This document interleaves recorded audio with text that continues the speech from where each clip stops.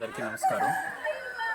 గంగాధర్ నెల్లూరు నియోజకవర్గం, ఎస్ఆర్పురం మండలం, ఎస్ఆర్పురం గ్రామ పంచాయతీ, పాతపాలెం హెచ్డబ్ల్యూ నుంచి మాట్లాడుతున్నాం.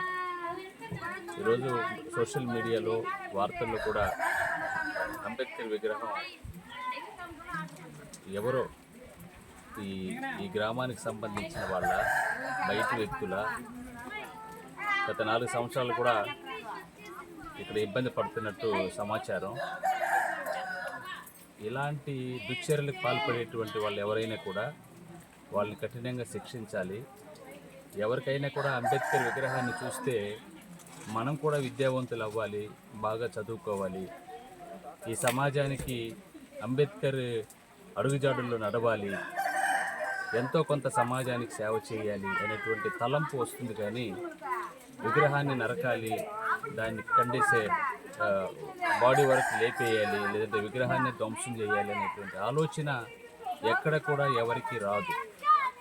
ఇలాంటి అసాంఘిక కార్యక్రమాలు చేసేటువంటి వాళ్ళు ఎవరైనా కూడా వదిలిపెట్టకుండా వాళ్ళకి వెంటనే వాళ్ళని జైలుకి పంపాలి, శిక్ష పడాలి.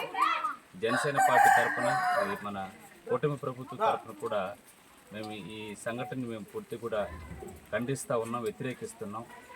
దయచేసి ఎవరు కూడా ఈ నియోజకవర్గంలో ఉన్న ప్రజలందరూ కూడా మేము తెలియజేస్తూ ఉన్నాం, దయచేసి అంబేద్కర్ విగ్రహాలలోకి వెళ్ళకండి. వేరే వాళ్ళ ఏదైనా విగ్రహాలు ఉంటే వాటి జోడికి కూడా వెళ్ళకండి.